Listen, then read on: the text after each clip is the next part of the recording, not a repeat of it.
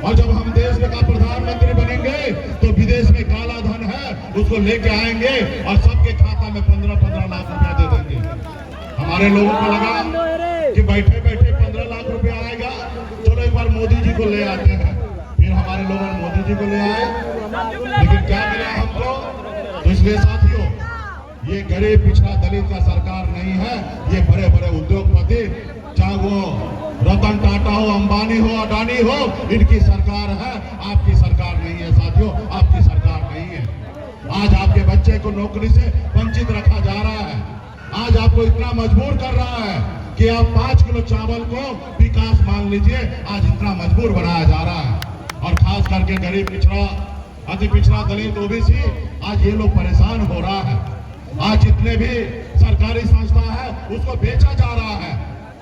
बाप दादा का संपत्ति अर्जा हुआ चीज को लोग बेचकर फुटानी कर रहा है और लोग कह रहा है कि हमारा देश आगे बढ़ रहा है। आप बताइए, देश आगे बढ़ने से पहले गांव को आगे बढ़ना पड़ेगा, पंचायत को आगे बढ़ना पड़ेगा, ब्लॉक को आगे बढ़ना पड़ेगा। आप बताइए कि आपके पंचायत में, आपके ब्लॉक में कितना फैक्ट्री खुला और कितना युवा को नौकरी मिला, आप हमें बताइए। जब नौकरी नहीं मिला, जब आपके फैक्ट्री नहीं खुला, तो कैसे हमारा देश आगे बढ़ रहा भाई? कैसे देश आगे बढ़ रहा? इस देश के ऊपर पहले 47 लाख करोड़ कर्जा था, आज 2 लाख करोड़ के ऊपर आज कर्जा हो गया इस देश के ऊपर।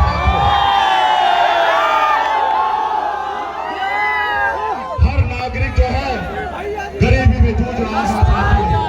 इसलिए इस सरकार को हटाने की जरूरत है साथियों, मोदी जी को हटाने की जरूरत है। और जीता जागता उदाहरण आप हमें ले लीजिए। एक मैं गरीब परिवार में जन्म लिया, पिताजी मछली मारते थे, ऐसे परिवार में जन्म लिया। जिस परिवार में एक रोज मछली ना मारा जाए तो दूसरे रोज घर पे खाना नहीं बनता, ऐसे परिवार में मैं जन्म लिया। मैंने गरीबी को देखा, फिर मैं बॉम्बे जैसे शहर गया, मेहनत किया, मजदूरी किया, वहां पे संघर्ष किया और एक बेहतर जिंदगी जीने लगा। फिर मैं मुड़ के देखा तो लोग चांद पे घर बनाने के लिए सोच रहा है, लेकिन इस धरती पर हमारे लोगों के लिए बिन बेलदार, नोनिया, मला, चाय, तियर, बनपर, गोरी, केवट, इनके रहने के लिए घर नहीं है। फिर बम्बई का ऐशोआराम जिंदगी को छोड़कर बिहार में आए, अपने लोगों को जागरूक किया, सभी को साथ लिया, संघर्ष किया।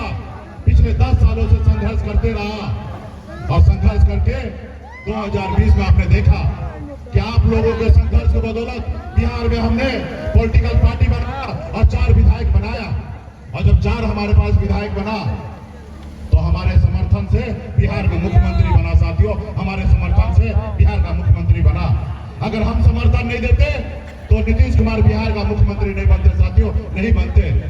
और हम अपने दम पर 4 विधायक जब बनाए तो हम मंत्री बने, और जब मंत्री बने अपने लोगों के लिए काम कर रहे थे, उसके अधिकार की बात कर रहे थे, उसके लिए लड़ाई लड़ रहे थे, उनके आरक्षण की बात कर रहे थे।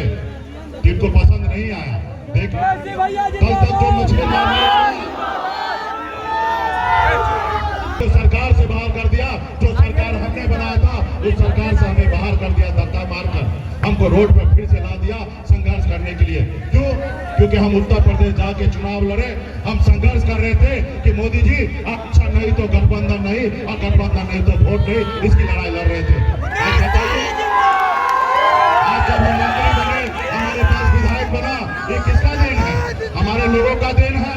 और जब उनके लोगों का, हमारे लोगों का देन है तो उनके हक अधिकार के लिए हम क्या लड़ाई लड़ रहे? तो क्या हम गुनाह कर रहे हैं?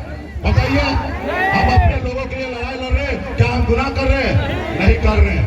लेकिन उनको लग रहा है कि इन्होंने अपने लोगों को जागरूक करके आगे बढ़ रहा है, तो उसने हमें रोड पे ला दिया साथियों।